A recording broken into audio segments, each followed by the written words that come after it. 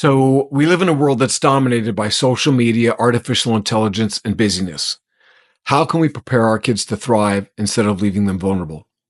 My guest today is Katey McPherson. She's an educational leader with over 25 years of experience as a teacher, guidance counselor, and PK through 12 school administrator.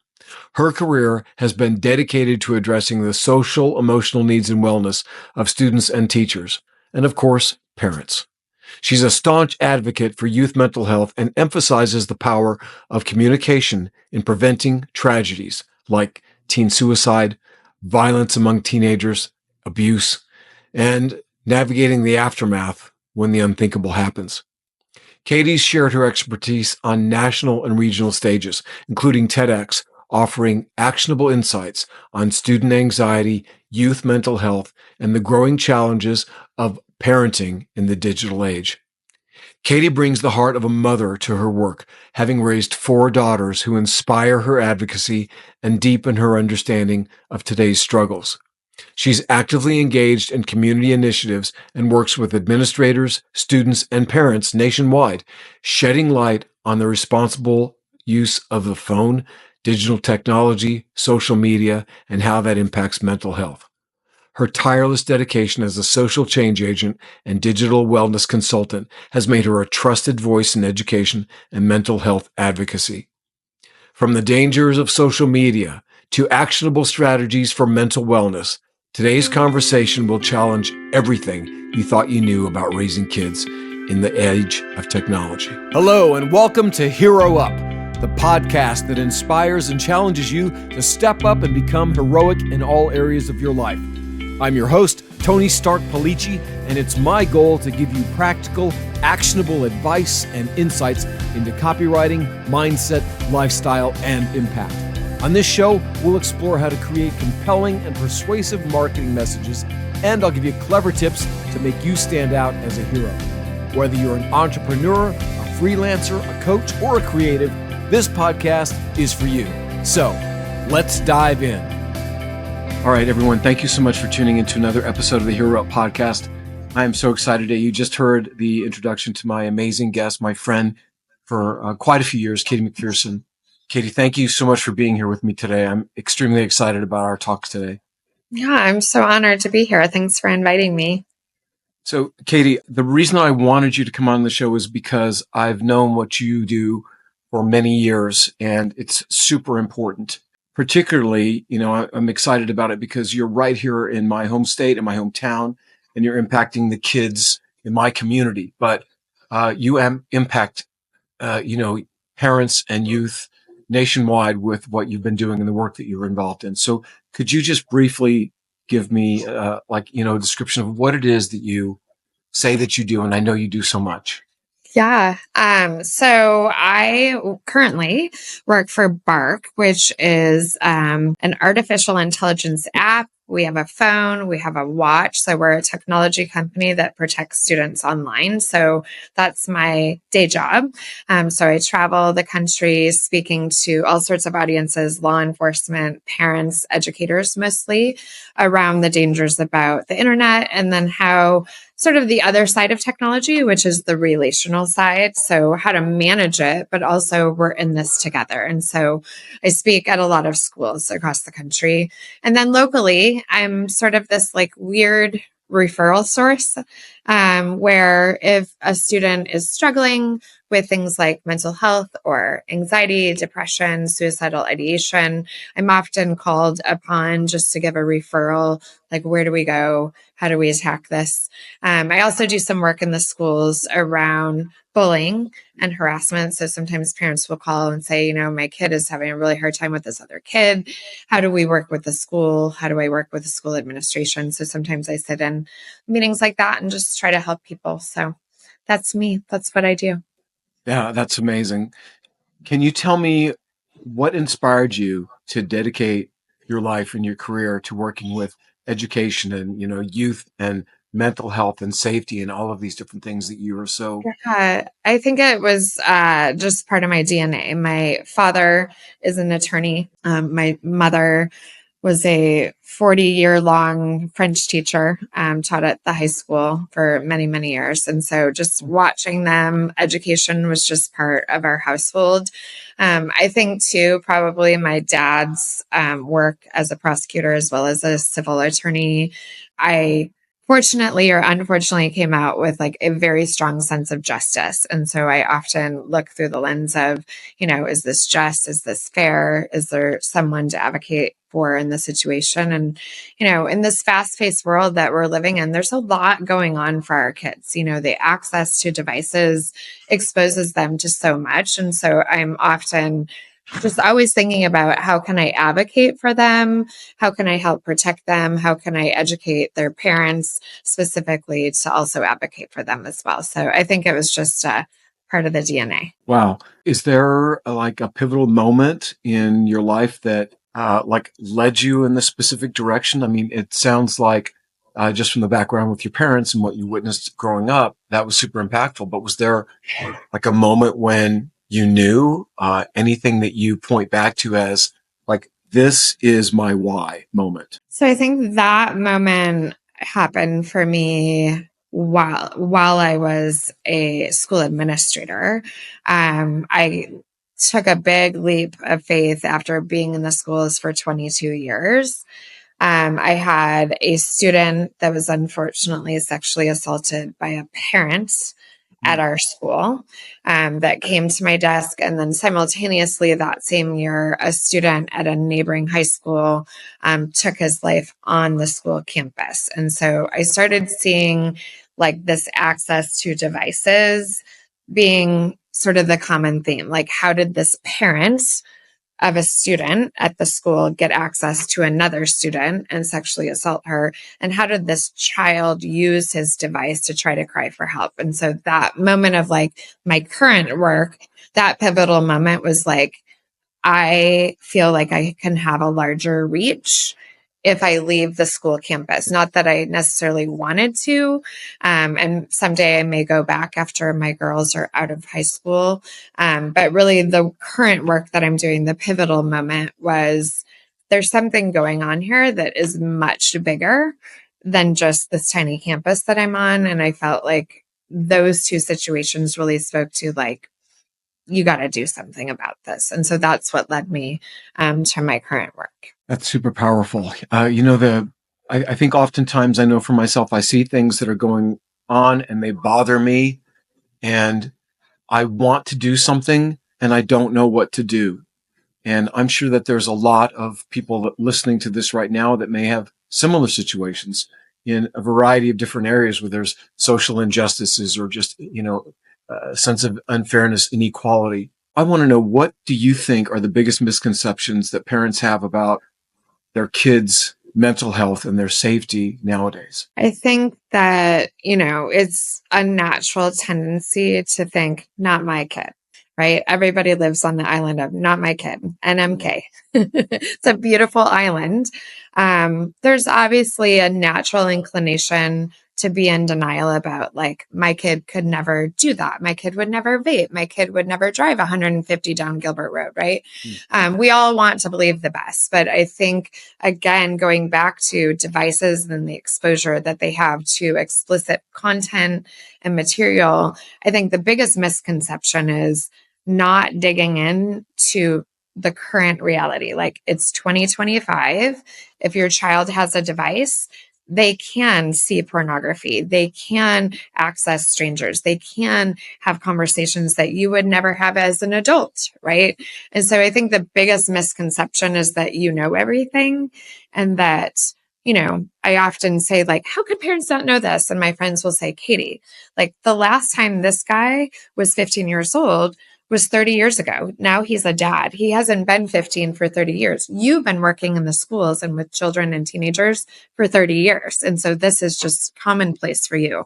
But most parents that are between 35 and 50 years old, the last time they were around teenagers was when they were a teenager, and a lot has changed. And so I would say, my biggest encouragement to people is get to know your kid, get to know the access they have, and do it together instead of thinking you know everything. I know as a father, I raised 4 boys, and the first two, my stepsons, they came to me at 3 and 7.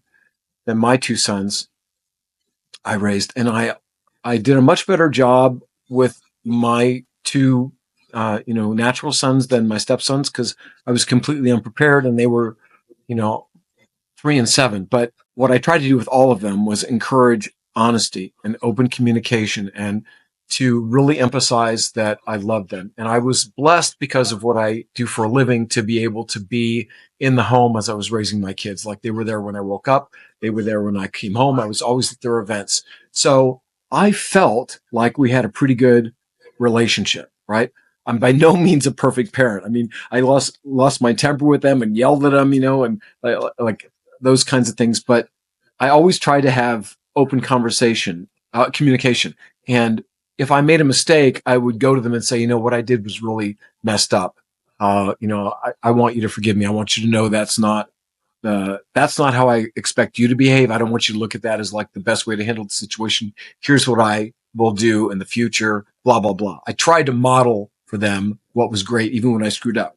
So as my kids graduated, I thought, I pretty much, or as they were in high school and moving towards graduation, I thought I pretty much knew what was going on. And then I discovered things, right? And then after high school, my kids are now, 26 and 20, almost 25. They tell me these stories over the years, and I'm like, yeah, how did you not know? How did I not know this? And like, how did you hide this from me? I thought I'm so observant. I mean, I come from a background where, I was abused. Had addiction issues, like I'm street smart. Yeah. Yeah. That's what I thought. And still I miss this stuff. So it makes complete sense to me that so many parents are really just oblivious to what's truly going on. I want to know what you think about this, Katey, because it seems like the world that we live in today and, for the last couple decades just seems to get busier and busier, and people are so occupied. It's almost as if trying to be extremely intentional and focused and connected with our children requires massive intention and effort because we're pulled in so many different directions. Is that an issue that you see? Oh, yeah. I mean, when I'm talking about internet safety and digital wellness, like my first statement, which is a pretty bold statement of me to make, but it's the truth, is like we as adults are the worst. We are always on our phones, we're always on our laptops, we're head down, we're distracted, and we're not present. And so you're probably here tonight to hear me speak about internet safety and how to manage all of this. The first and best thing that we can do is be self-aware enough and mature enough, as you are, to reflect and be like, I'm part of this. I'm part of this problem I'm trying to solve, and being present. And like you said, you had the ability to be at home, and a lot of parents don't. And so those that aren't at home as much, like being on your phone when you are at home is a problem for a lot of people. And if you can kind of check yourself before you talk to your kids about things, they're going to, as you said, with open communication, see like, oh, my dad's being pretty honest about his phone use or his distraction too. And I mean, as much as I love technology, I think that it is a real issue for most families. And you can be the best of families. Like the reality is our lives are on this phone. Our financial livelihoods are on phones and laptops. And so really finding that balance so that you can be present is just so important. Yeah. So this concept of just being present, I find in my own life now that almost on a daily basis, no matter what I'm doing, there's this voice in my head that says, this is taking too long. Like, you've got things to do. And I continuously have to exercise this discipline, be in the moment, like, work on, stay in the step you're in. That's what I say to myself. Mm-hmm. So this practice of being present, I don't think it comes natural for a lot of us. Maybe there's some lucky folks out there, but it definitely requires intention and focus. So, what do you think, Kitty, about the role that technology plays both in a positive and negative impact, or in a positive and negative way, and how that impacts like the mental health of our kids? I saw it the most come up during COVID. Like these kids are so wildly connected. So when the world shut down, so to speak, they were still able to be connected. So I do think that was a positive. On the flip side of that, we know that being in person, mirroring each other, having physical touch, all of the things that make us human are so good for us. And so I think, in a positive sense, you can stay connected, but the connection can never be beat by being in person. And so I think for these kids, it's so important that we have a balance of both. We know that schools are handing out devices, so kids have a one-to-one laptop. We know that most eighth graders on up, if not fifth graders on up, have their own personal device. And so I think it's just really important for families to get back to basics. Like we need nature, we need movement, we need physical touch, and we need open communication. Like if you can just kind of stick to the four core principles of what makes a human, you got this, right? But if you allow technology to be sort of this tug of war, which a lot of families are dealing with this, where you hand it over for their 12th birthday and then they hit their brother. So you take the phone away and then you're really tired after work and you're like, fine, you can have it back. Like, oh, you're not doing well in math. Give me your phone. Like this constant tug of war, like it's tearing people apart and it's losing that trust that you're talking about. That when somebody offers me a vape at school, when somebody's like, do you want to smoke pot? When someone's like, let's have sex, like they're not coming to the parents anymore because for 4 or 5 years, you've been doing this like back and forth tug of war with this stupid device that all of that trust and open communication, like your kid's like, I don't trust you. You don't trust me. I'm not going to tell you that somebody offered me marijuana in 8th grade. Right. And so I think it's just so important to recognize like so positive, wildly connected, but also we have to live in real life, which carries intention with it. Like a few things that I talk about, like, do you have a place in the home where all devices go at night in the off position so that you can be present? There's just so many little things you can do to, as you said, like, this is taking too long. Why is this taking, to be more intentional and stay in the step?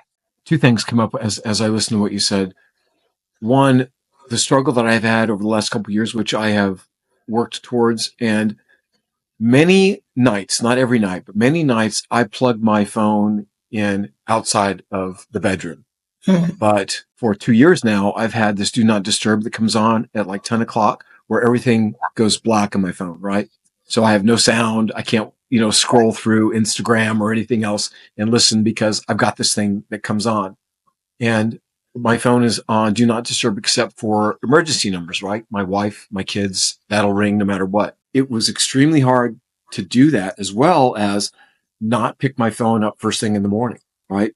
Yeah. So when you say that, it begins with us, detaching ourselves from our addiction to these devices, that I know that that's a hard thing, but it makes such a difference. Like when I'm at dinner with my family or sitting with my kids, I have to put my phone away from me because if I get a notification or it's vibrates or something, the compulsion is I want to go check that. And then I'm immediately disconnected. Right.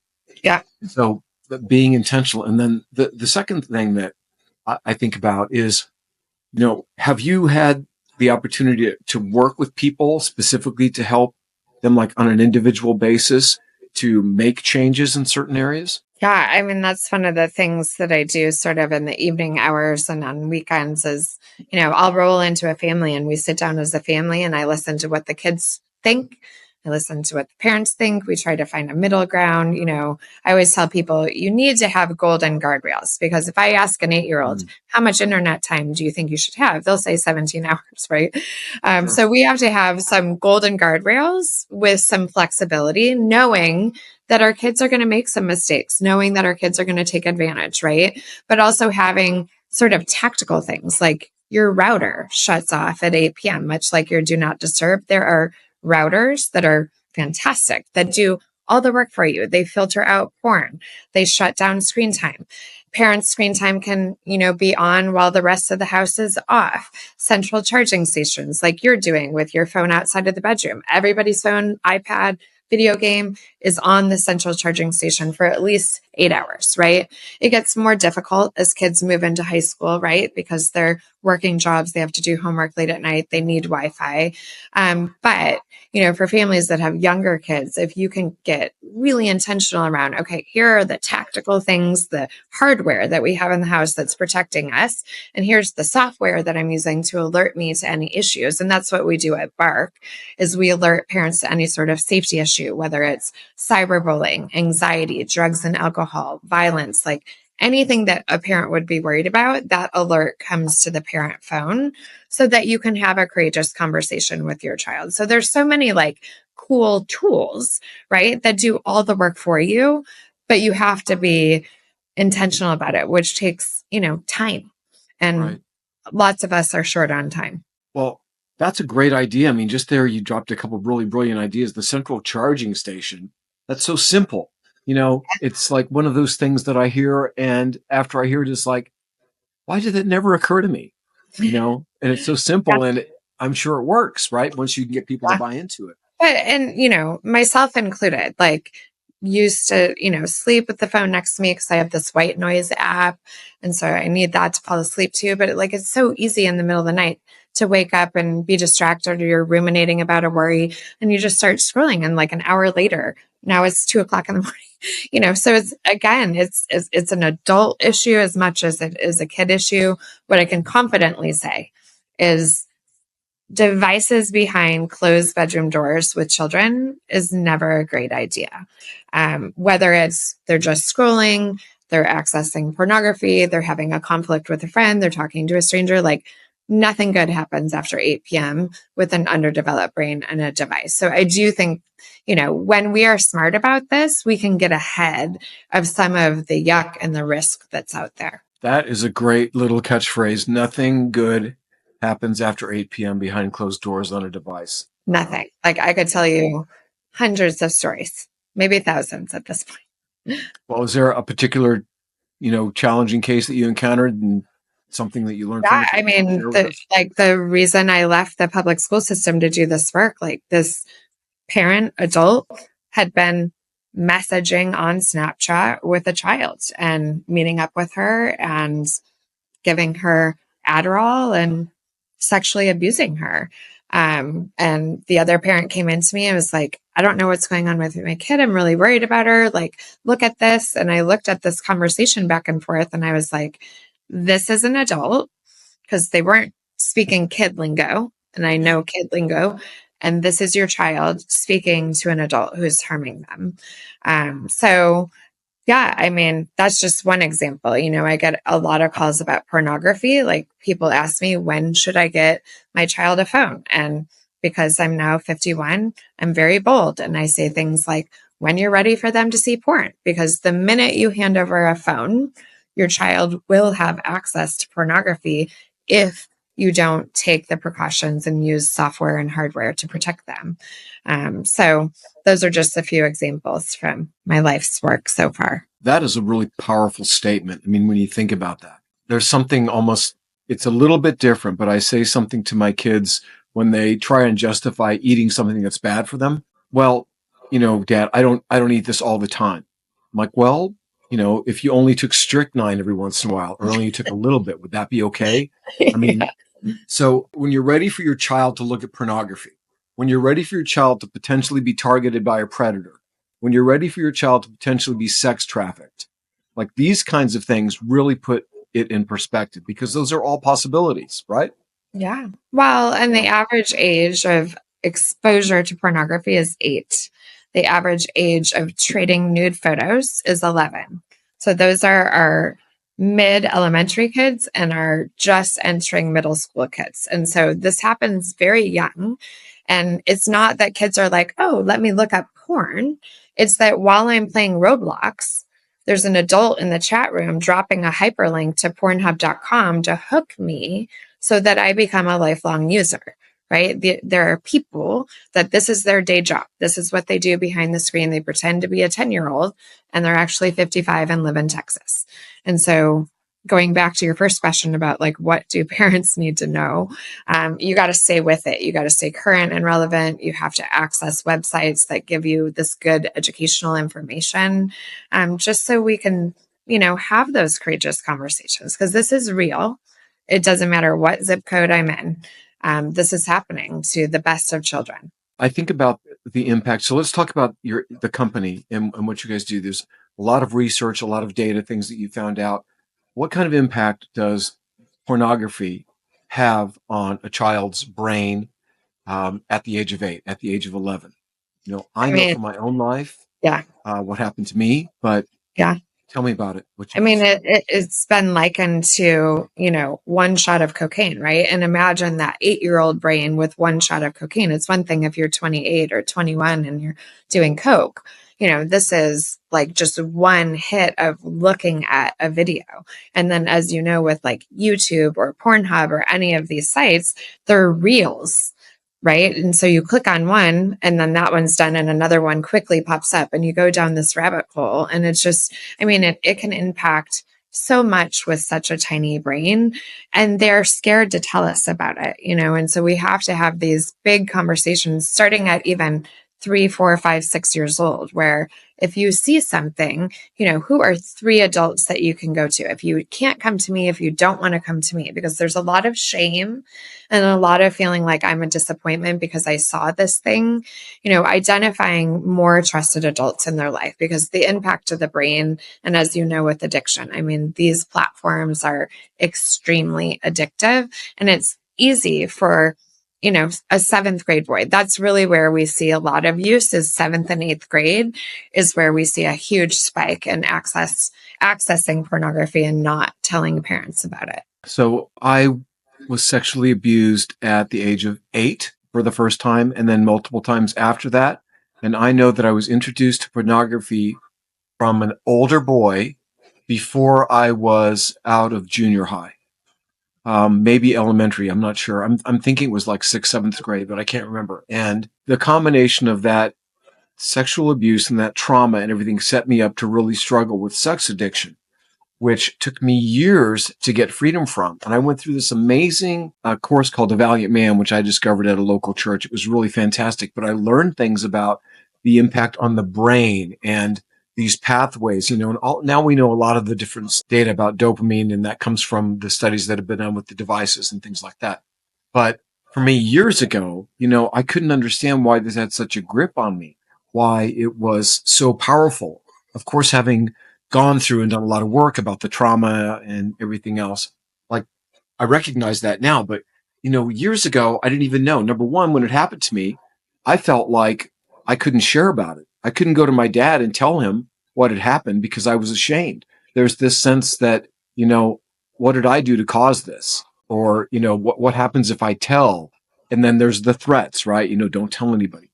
Kids deal with these kinds of things all the time. So, Katie, what kind of advice would you give to parents who are struggling to communicate with their kids about mental health, or about, you know, being open and honest about if they have an experience? Like, how can you help somebody connect with their children around these so very difficult topics? First and foremost, you have to be open-minded, right? I mean, there's still such stigma and shame around this topic and many others, suicide being another one, right? And being able to sort of arrange all of your own stuff that's happened to you in your life, things that have happened in your family, maybe it's happened to you, and doing the work yourself so that your children don't have to do the work for you.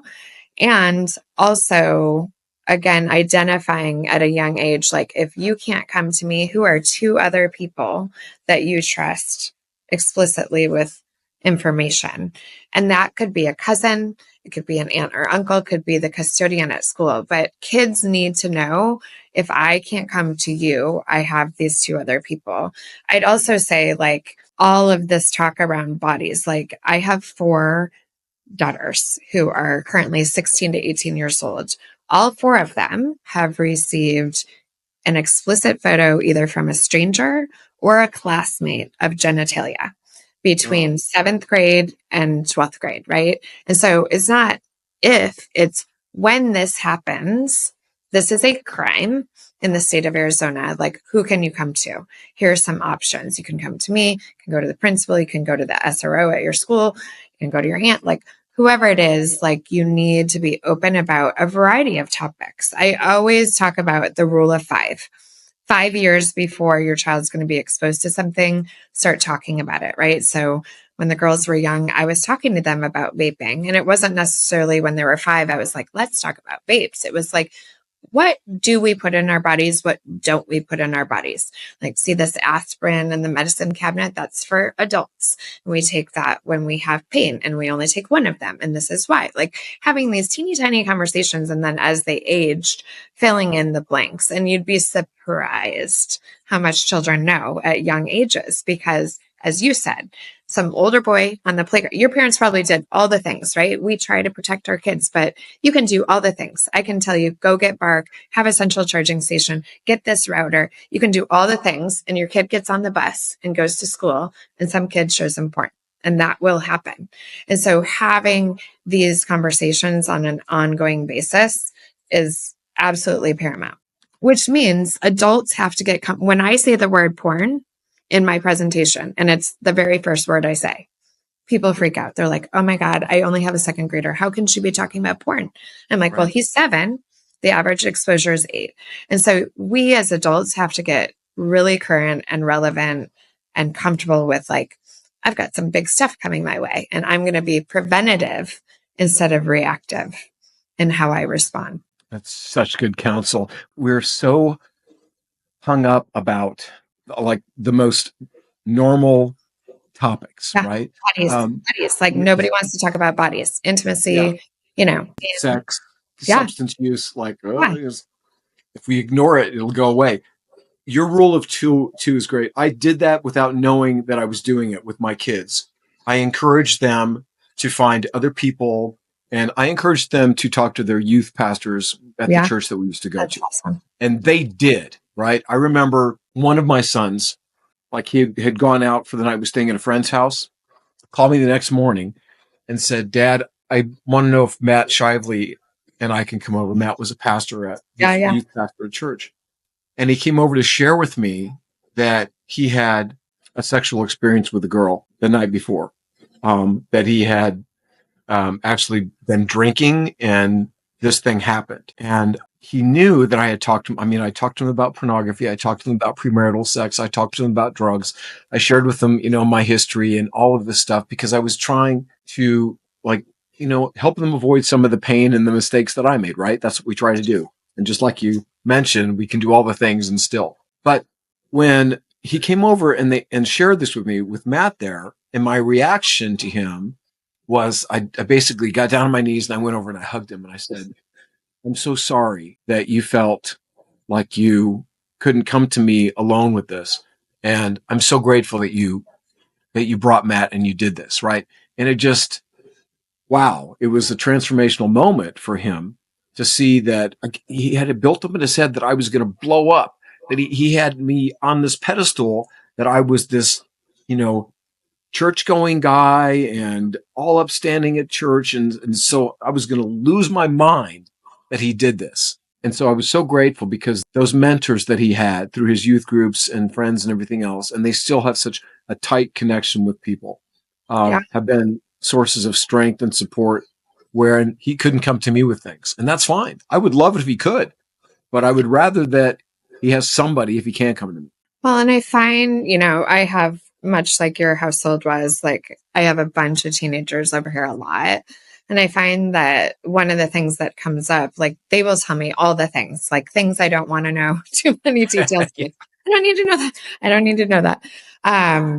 But one of the common themes around, like, why they're telling me versus why they're telling their parents is because I'm an objective party. I'm not emotionally attached to the situation, and they feel like they can say anything and not be judged. And I think that is a central piece of what I hear often from kids about mental health struggles is, if I tell my very spiritual parents that I'm struggling with this, they won't understand. If I tell my dad, he's this upstanding, mayor person, like there's a lot of talk within the teen community about my parents will judge me. And I think it's true. But because I hear it, I'm around a lot of parents and I hear some of the judgmental things that they say. And it goes back to that, it's not 1984, it's not 1974, it's not 1994. Like these kids are living in a very stressful world. And some of that stress we are putting on them, and we can alleviate that by doing this in partnership with them. Our kids are like so savvy. They're so much smarter than I Yeah. was at this age. Like, I just think we don't give them enough credit sometimes. I agree. And I think back to when I was 14 years old, and my dad just didn't get me. Now, one of the things that I do want to bring up is that, it's wonderful if there's a two-parent system and both people are working as a team and they're self-aware and they're engaged and they're intentional. And I would go out on a limb and say that's probably not the norm. That's Yeah. probably a very low percentage. Yeah. And then we have the families like when my mother died when I was 8, and it was shortly after that that I experienced the abuse. My dad was going through his own trauma. My mother was a highly educated woman. She was a teacher. She was an author, very loving, very, I would say, extremely, functional and healthy. My dad had an 8th grade education. He was a hardworking, Italian guy. Like he didn't know how to be a parent to 2 boys, a single parent to 2 boys, and deal with the loss of this woman. So for me, I think that might have been a barrier to communicating with him because I already saw he was going through his own pain and suffering. Sure. But he was so busy just trying to work and take care of two boys, it was a struggle. So what about parents that have these circumstances?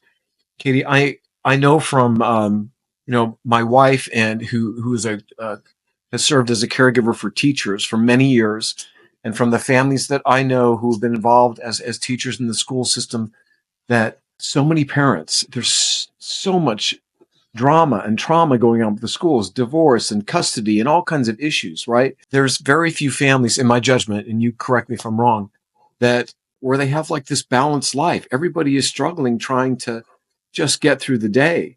Like, Mm-hmm. do you have any recommendations for that parent out there that's going, my God, how can I do more? I'm already overwhelmed. Yeah. I think like I said, going back to basics, like we gotta, I go back to that. I don't know what year it was. Like you got to check yourself before you wreck yourself. And like all of the data, the Surgeon General last year in the last part of 2024 said like parents have never been so stressed. We have more parents than we've ever had in crisis themselves. And so then you match that with the youth mental health data. And so I think we have to just get super clear. And especially this time of year, like January, you're like, I'm going to be the best parent ever. New year, new me, like all the things, right? We are who we are. But when you get really clear and a lot of clarity around what is important to us, like what can we cut out? What do we not need to do? I think like the basics is, all kids need from us is, do you see me? Do you hear me? Do you love me? That's all they need. 3 very basic attachment needs. And I think you and I, in a community that is very much trying to keep up with the Joneses. And for a long time, we had 2-parent households, and now we have less of that. And we have very stressed financial positions going on, especially with our housing market and all the things. And so I think we have to get clear with like, what's important to you? What are the basics of your family households? Because a lot of the things that we're doing, we don't need to be doing. Like, I just, we had a very serious situation here in town with some teen violence. And when you look at those families that were mostly very well resourced, those young men that were perpetrating violence against other young men and women in this town were crying for, do you see me? Do you hear me? Do you love me? And even though they lived in $2 million homes, $3 million homes, whatever, $100,000 homes, like the theme of what happened here was, do you see me? Do you hear me? Do you love me? And those are pretty basic needs that can be met if parents and caregivers are healthy. And so it does start with us. Right. You mentioned this 5-year rule. You also have another important 5 that you talk about, which is your 5-mile radius, the mayor of your 5-mile radius. Can you Yes. Yes. tell me a little bit about that? I don't, so I was invited years ago, 2018, 19, to do a TEDx talk. And I really laughed at myself because after I left the school, I literally just like took the kids to school, went to the grocery store, came home, and I was out on the road speaking. And at first it was really hard to like get speaking gigs. That's how you and I met. And so I just started thinking about like, what would I title this TEDx talk? And like, who am I and what do I represent? And I think for me, we can all make a difference in our local town, in your home, in an organization, if you really just focus on what's important to you and what are you able to give, knowing that you're not in it to get something back from it. Like all of us can lend a hand, whether it's saying hello to someone on the street, it's helping somebody with their car, like whatever it is. I titled it that I am the mayor of my 5-mile radius because that's really what I do, now is like I wake up every day and I'm like, how can I take care of my family? And what's one thing I can do today for my community? And I've sort of stuck to that for a few years now. And there will come a time when I take a rest and retire from being the mayor of my 5-mile radius. But I really believe that we all have the capability and capacity to do it. But again, going back to everything we've said today, like, what is your why? What is important to you and how can you see that through? And, you're doing that with this podcast. Right. Yeah, that's true. I think about this phrase, grow where you're planted. And what I've noticed in the last, let's call it a decade, maybe longer, maybe less, is there is this sense that everybody wants to be phenomenal. Like we want to be world changers. I don't know how many people on a weekly basis, I ask them, what do you want to do? And their response is something like, I want to change the world. And that's great. Like who doesn't want to change the world? But have you impacted one person yet? Mm-hmm. Have you changed one? Because that's the place to start. And oftentimes I think that for me, and I'm going to point the finger at me. I know that these grandiose ideas that I've had many times have gotten in the way of me just making a massive difference in somebody's life by paying attention to how the person at the checkout counter was doing emotionally and just being kind. So I focus on that intentionally because the tendency for me is like, man, if I don't do something big and impact thousands of people, then I'm wasting my life. And that's not true. I can do both. And so I think it's important to start like, who are you influencing? We're all influencers. Everybody wants to be an influencer, right? Right. My gosh. Where do we start with our influence? It's in our home, right? It's with our partners, with our spouses, with our children, with our neighbors, with our community. And so I think that's so important. This idea of being the mayor of your 5-mile radius, caring for those people. A couple of things that I started with my daughters years ago, and like they still make fun of me for it, but I do it.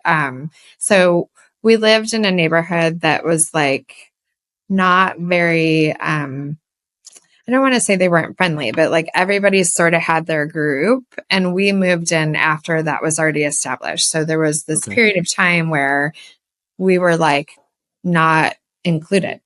And so I started this game of sweet versus sour. And so I would be taking them to school and we'd wave and like somebody wouldn't wave back. And I was like, okay, 1 point for the sour team.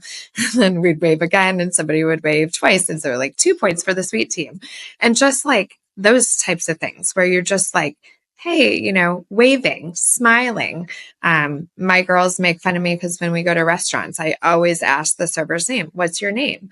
And they're like, why are you asking his name? Oh, and I'm like, because he's serving our food. Like I want good service and I want him to know he's valued. And so just simple things like that, right? They don't cost you any money. to wave hi. Even, there was one person, she never ever waved back at me, ever. She was always on the sour side. But I hope that she knew that, like, I see you, lady. I see you, grumpy lady. you know, Yeah. I mean, just those simple things I think can go a long way. One of the things that my wife and Donna, that I really admire about her is that she will continually be friendly and positive to people, even if she gets no response or even if she gets a negative response, unless they're abusive. Yeah. And she's had so many stories of breakthroughs. And when she comes home and tells me she's recently taken a position at a local school, and she told me just before Christmas time, or maybe it was Thanksgiving, about this child who had been coming into the office and was there 3, sometimes 4 days a week because they didn't bring in their ID, and so they're getting fined, blah, blah, blah. Child never spoke, always had a frown, and Donna would always respond and call this child by name. And there was this breakthrough, where the child opened up and actually started talking to her and sharing about details in her life. And she was so excited about it. And it literally brought me to tears when she was talking because I was like, I don't know that I would have had the tenacity to keep that up. I get offended, like when people reject my kindness, and that's an issue, a character defect that I get to work on. Yeah. Yet, your beautiful game there, sweet and sour. What a wonderful thing to model to your girls. Yeah. Well, and And like I said, sometimes it became a challenge. Like, I'm going to get this person to wave back. yeah, Yeah. yeah. That was my tenacity. Like, you're going to wave back at me. It was fun. So, Katey, have you always had this natural bent towards positivity, or is this something that you really have to work at? I mean, there have been moments and periods in my life that have been harder, but my mom is just like the most positive person. She's, 81 years old. She has lived this very full life. A few years ago, she was literally run over by a truck. She was out on her 5 mile walk, and a guy saw her but didn't see her and like ran her over, and she was Oh my air gosh. flighted. And she had several broken bones, and the doctor's like, I don't know if I can save her ankle. And like through the whole thing, she was just so positive, and it's just always come from her. My dad is also a very positive person and has like these, old man quips, right? Quotes. So I think it's genetically, I was predisposed to, positive DNA. That's fantastic. Yeah. So, what are some practical tips that maybe someone listening, in another state doesn't have a resource? Maybe they're an educator, Yeah. that they can do to help students that may be struggling with some of these issues, or help parents. Do you have any suggestions? There's a couple national organizations that I love. Youth Mental Health First Aid is an amazing course. It's free online. There's another one called QPR, which is a suicide prevention tool, but is also very just broadly youth mental health based. So, in this day and age, like we all need to be trained on mental health, whether it's youth or adult. But those two organizations, Youth Mental Health First Aid and QPR, are my very favorite because they're so user friendly and they're free. Oh, great. Those are great tips. I'll make sure and And link something those. too that I don't know if a lot of people know about is like the 988 line. A lot of people think that's just for suicide. Like if you're suicidal, call 988.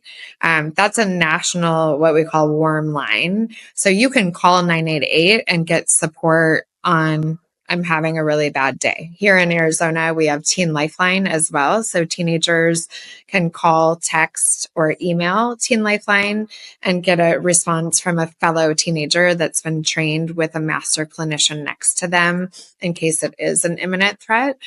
So there are all these like great hotlines and warm lines and tools that we now have that are, both apps as well as like old fashioned calls.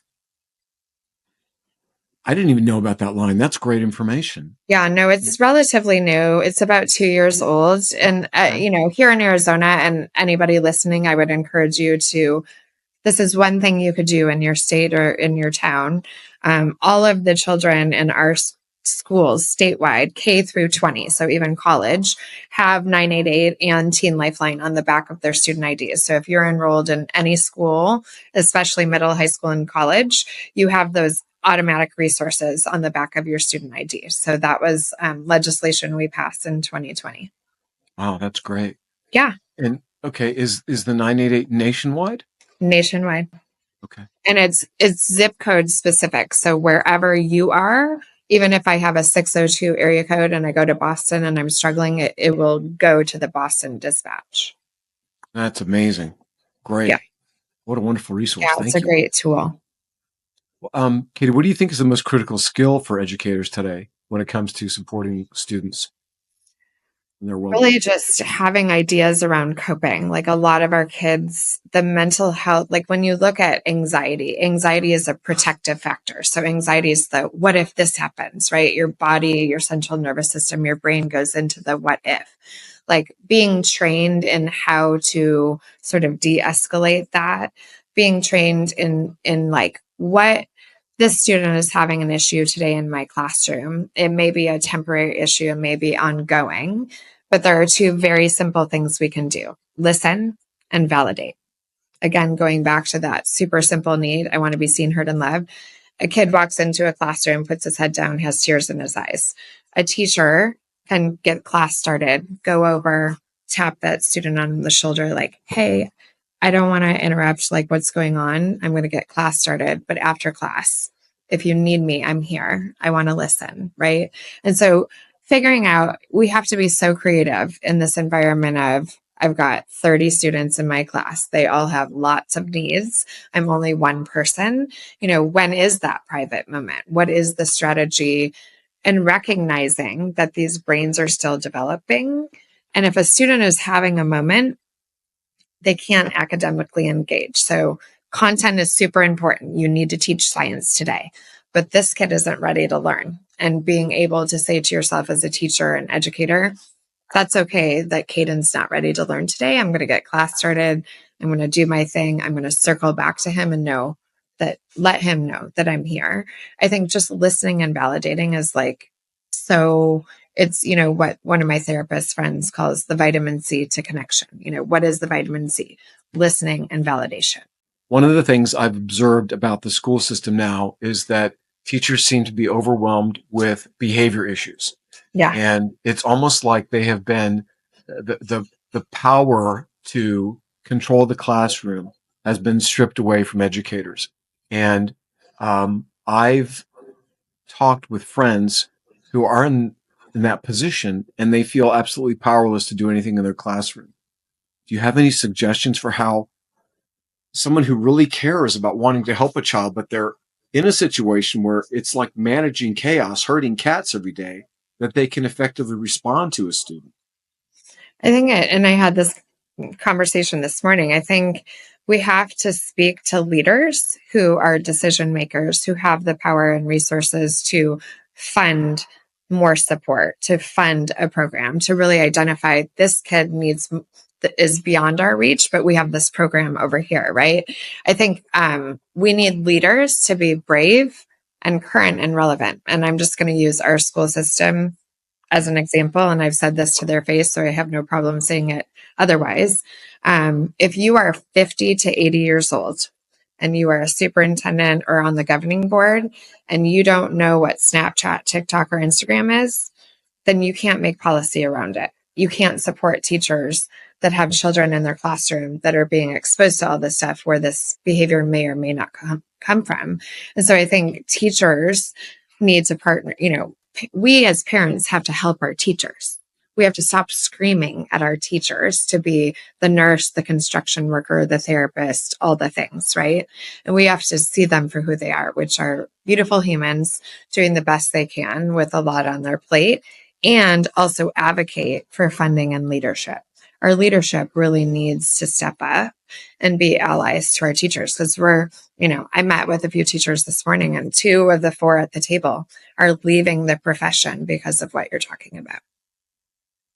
And they're just amazing people. What I've experienced because of the people that I've known is that parents seem to send their kids to school and expect that the teachers are going to be the educators, the disciplinarians, the moral advisors, the behavior modifiers, Yeah. and then if the kid gets in trouble they're immediately jumping to defend the child and screaming at the teacher. Like this personal responsibility to be a parent and to raise our kids. Yeah. I don't know how we can have a nationwide shift in this attitude of responsibility, but I do feel like it comes down to this leadership, to recognizing that as a parent, I am a leader, and it's my responsibility to lead my child, and not the school systems. Well, and as leaders and as parents, creating a campus culture of dignity where everyone here has dignity, the children, the staff, the principal, the custodian, the, crossing guard, we're all in this together. We all have dignity, and I'm going to uphold yours and you're going to uphold mine. There's a huge conversation about how disrespectful these children are.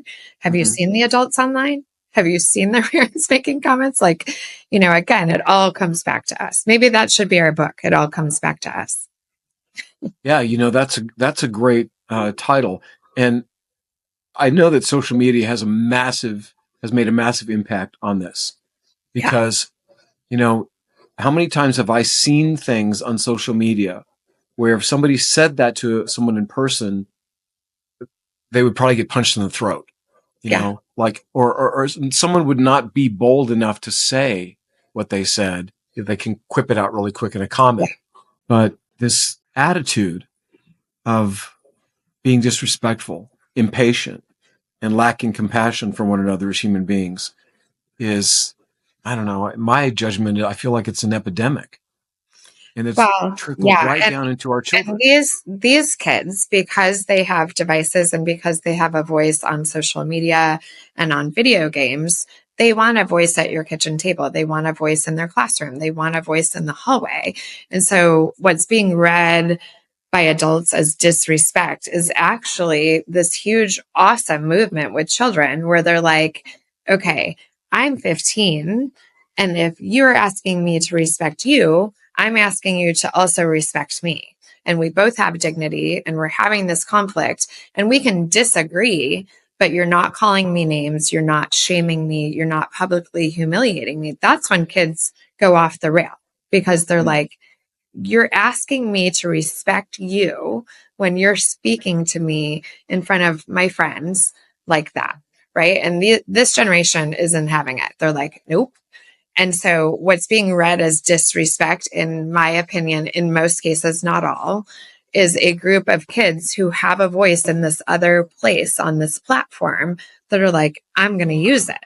And so again, we have to step into this shift of they have a voice elsewhere. They want a voice in their classroom. They want a voice on the football field. They want a voice in the locker room. They want a voice when they're in trouble with you in a dignified manner. That's so powerful. One of the things that I remember when we first met years ago was you educated me about the brain development of youth, which was something I knew nothing about. And it was like revelation knowledge to me. Yeah. Not only did it explain a lot of things about, me when I was growing up, and the impact of trauma and abuse and how that affects our development, but the knowledge of how boys and girls' brains develop at a different pace, and the kind of cognitive abilities and logic processing and things that they have.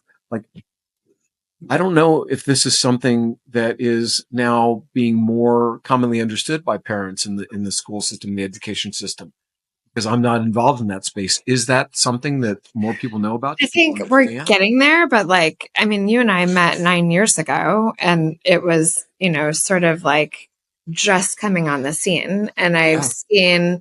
seen, I speak about it often and there are more books on it, but I still don't see it in like EDU 101. If I'm a beginning teacher, the first class I should be taking is the young brain. That should be a course. And to my knowledge, it's not everywhere. There are some universities offering it. But it rules the world. Like every classroom is brain science. And if you are not steeped in brain science, you're going to have a really hard time managing your classroom. And you're going to have a really hard time being a parent if you don't understand that boys' brains do not develop until 26 to 32 years old. They're going to make some goofy, impulsive, jerky moves. And girls' brains don't develop until 22 to 24. And so if you have a son and a daughter, you're going to see probably a little bit of a difference in maturity, decision making, expressiveness.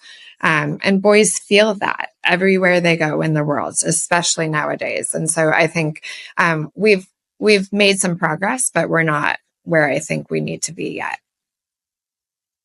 And it's really crazy when you start to compare that data with the privileges that children are given at specific ages, right?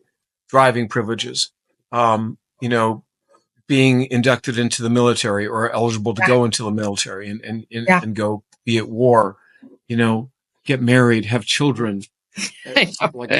right? Right? Yeah. It's I mean, I get calls every week from, parents, especially of like 12 to 15-year-old boys, like, listen to what he did. I'm like, uh-huh, yeah. And they're like, why aren't you? And I was like, yeah, like he has half of a developed prefrontal cortex. Like you are his prefrontal cortex. And so, yeah, nothing about this story surprises me at all, you know? And not to say that girls don't make those same mistakes. They just make them in different ways. right. But we have a long way to go. If you have a 9-year-old, he's not even halfway there. If you have a 15-year-old, he's almost halfway there. Like we have a long way to go, and they deserve for us to realize that and to really steep into this research behind how brains develop. Okay, did you have a simple resource that we could point people to where they could get a basic understanding of, what this means and what it might mean to their children to relate to their child? Yeah. So one of the books that comes to mind is called The Whole Brain Child. It's everything you want to know. It's an easy read. It's well written. It's not just research. It's just an easy read about the brain. When you and I met, I think I was working for Dr. Gurian. And so the book he wrote that I still love is Saving Our Sons. It's all about boys Right. and their brains and how they develop. And then on the girlfriend, I love the book Untangled. It's just, again, all about girls and their brain development as well. Okay, great. So the first one was the whole brain. The Whole Brain Child. Whole brain child. Okay, Mm-hmm. great. I'll put those resources Yeah. in the comments too. That's awesome. Katey, what are some signs that educators or even parents should look for to see that maybe a child might be struggling with their mental health or some other issue? Is there anything specific to watch? I mean, it's different for everyone, but some commonalities, a drastic change in behavior. So if you have a kid that's like super positive and all of a sudden, not so positive, if they're playing a sport and all of a sudden they want to quit, if they're making off the cuff comments about like, well, you guys wouldn't care if I was here or not. Just really watching both nonverbals, verbals, sleeping a lot, which is tricky with teenagers because they like to sleep a lot. So just really paying attention. Again, have to get off the devices, pay attention, appetite, sleep, grades. If any of those sort of pillars of life are going south, it's time to pay attention and get help. And how does somebody approach those difficult conversations, especially if there's been an event like if the child's self-harming or Yeah. if one of their close friends or even someone in their school or in the community that they know about has, committed suicide? How do you approach conversations with Your school districts are amazing resources like ours. We have a whole center called the Hope Institute. So social workers at the school sites. If you don't have one at the school, there's typically one in the school district. Local nonprofits like Not My Kid, Community Bridges, Kid in the Corner. So every town has, these sort of nonprofit organizations that specifically are for those types of things. So as a parent, I could contact one of those Yeah. organizations and say, "Hey, I'm struggling with communicating with my teen. Yeah. Can you help me?" Yeah. There's a whole army of help. You just got Okay. to make that call. It's the difficulty is people are like, oh, we got this, this will Yeah. pass. And then they wait too long and then they're in crisis. So I always tell people jump on it as soon as, even if you just go to 2 counseling sessions, it may be something very temporary. But we don't want to get it too far down the road. It's very, very difficult in most states to dial back from crisis. As a marketer for 30 years, one of the things I've observed is it's much harder to sell prevention than it is cure, right? Yes. Nobody wants to do anything preventative, but boy, when Right. there's a crisis, suddenly you find all the time and the willingness to do everything when Yeah. if we would just act early before Yeah. there's actually a fire, Yeah. For we can sure. make so much progress. So I don't know how to encourage people to be more willing to step into that. Yeah. The other thing that you mentioned, uh, with the three things, am I seen? Am I heard? Am I loved? Let them know that they're seen, they're heard, and they're loved. This requires empathy, right? So you're obviously very empathetic. And, my dad wasn't. He didn't model that. That's something I had to learn how Right. to do. It's something I desperately needed. And through the work and everything that I did, I was able to develop that. And sometimes it's so strong that it can be overwhelming to me. But how does a person cultivate that? How can you cultivate that in your interactions with youth? Because I see parents getting so frustrated. It's like, my son won't, my daughter is, you know, like, do you have Yeah. any tips to help people with that? I mean, I think it goes back to what we talked about before. Drop the judgment. Like, who are you, Judgy Judgerton? Like, knock it off. Like, it's 2025. It is time to get real. It is time to recognize your kid is probably smarter than you. And that's a fantastic leadership quality. So, digging in and really, even if you're not the most empathetic person, active listening. Like, one of the great acronyms that I've learned from an author named Ned Johnson is WIGGY. What I got is. So your kid's like, and then she said, and then did it. And so just listening and like, okay, what I got is WIGGY. What I got is you're really mad at Chloe because she excluded you at the lunch table. And just really starting the conversation with, I heard you, I saw you, and I love you, and I'm here. And I'm not here to fix it, but I'm here to listen. If you want me to help you fix it, I can do that. But first and foremost, I'm here to listen. And I think that's the first quality of empathy is actively listening. Oh, that's a great acronym. Everybody can Yeah, remember that. Wiggy. WIGGY. Yeah, Yeah. Wiggy. It sounds much more fun than the one that I used, which is like what I heard you say was. Yeah, Yeah. yeah. So Which is a I great love one. that. But I think Wiggy is like Well, 2020. Wiggy's a great one because we can say that to our kids, right? Yeah, Like, you yeah, know, this is my Wiggy. yeah. What I This got is is, Wiggy. yeah. What I got is, yeah, And you can ask that from the child too. yeah, What's the Wiggy you got from what I said, yeah. right? 100%. Yes. Yeah, love Yeah, that. yeah. Um, what do you think is the most significant barrier to accessing resources for young people today? I mean, you gave some Yeah. great ones It's locally, but what do just, you no, think? I mean, that's what I'm trying to create around here is a central hub of resources where it's just one page user friendly. Yeah. A lot of like these resources are working in silos, even though they all do the same thing. There's not one clearinghouse. And I think that's what we need. And so they all have these own websites, right? But first you have to know about them and then you have to go to them. And so I think if anybody wants to do something in their community, it's centralizing resources on one page. Because when you're in crisis or you're having an issue with your child, your brain's not firing right either, right? And so we don't want to have people chasing around. We need one central hub for resources. And so I think we're doing a better job at that at the school district level, but we need to do that and like just get them all together. Is this what B.A.R.K does? Is this one of the like one of Yes. their On the front of, internet safety. Absolutely. Yes. okay? Yeah. How can we how can we create this centralized hub? Like how could I think people we have listening to be get part to of the it? top. We have to get to like our legislators and our Arizona Department of Health and our access, like any governmental agency that serves children. Like everybody's doing great work, but we just have to put it all together. But I think we have to start at the top, which is Makes sometimes sense. slower than molasses. Yeah. So moving forward, we're in the age of AI. Yes. We've got, all this technology at our fingertips. What innovations or changes do you hope to see happen in the field of mental health and with I'm education and There's already technology? some technology out there that can like detect when someone is suicidal or depressed.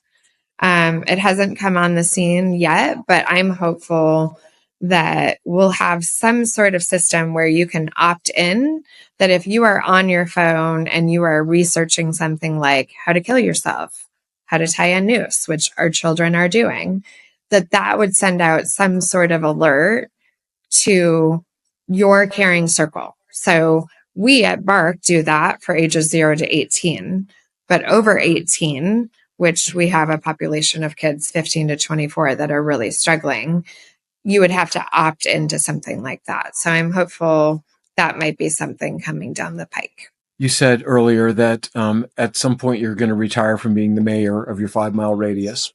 And I'm wondering what's ahead for you? Like, what is your vision for like the immediate future and long term? Yeah, that's a really good question. I've been thinking about that lately. I know I want to be near water, so it will probably mean leaving Arizona and going to a lake or an ocean. But I really just want to continue helping, consulting with families and raising awareness. Like I still see myself in this sort of capacity. But probably also, enjoying things like pickleball and golf. I love pickleball. Yeah, it's so Yeah. fun. Um, Yeah. the you've how many books have you authored? Oh, just one. Just one. Just one so Yeah. far. Yeah. Do you see any more books in your future? Do you like writing? Gosh, I would love writing. And I joke around all the time about writing a book, but I just haven't made the time to do it. Maybe that's what I should focus on. Well, maybe sitting by the water will inspire you to write, right? Yes. Yes. Yes. Yeah. Yes, for sure. Katey, as we're coming to the end of our time here, I want to ask you a question that I ask all my guests, and that is, who do you want to be a hero to? Now, I kind of had a judgment about who you've wanted to be a hero for, but at this point in your life, and we're not going to talk about your age, but at this point in your life, you already said it earlier in our discussion, Yes. but Yes. who do you want to be a hero to now?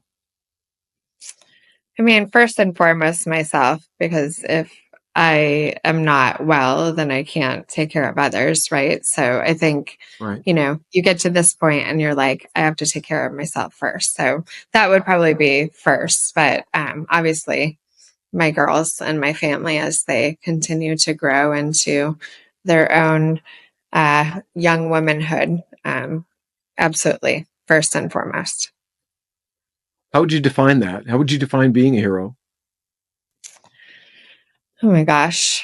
Just like having a purpose beyond yourself, really seeing beyond just your own kind of immediate community and reaching out. I just really think heroes are pretty selfless people. Yeah, I oftentimes we look at people that do a heroic thing, right? They've run into a burning building, and um, I think sometimes for me, it's a matter of pushing through something that I don't want to do, or not quitting Yeah. when everything is telling me, I can't go another day.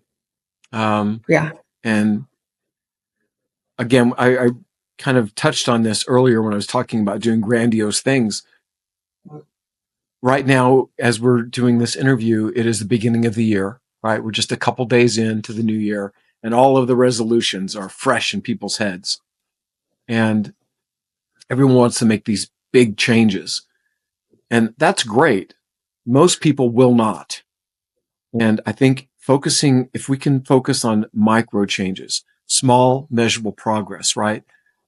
If we can make percentage increases on a weekly or a monthly basis at the end of the year, that all adds up. And that is a massive change, but it can come by taking little steps. So I hope that people are encouraged to do even something little, right? Like maybe you're trying to change the way you communicate with your child. Start by doing one thing, like asking them, how are you today?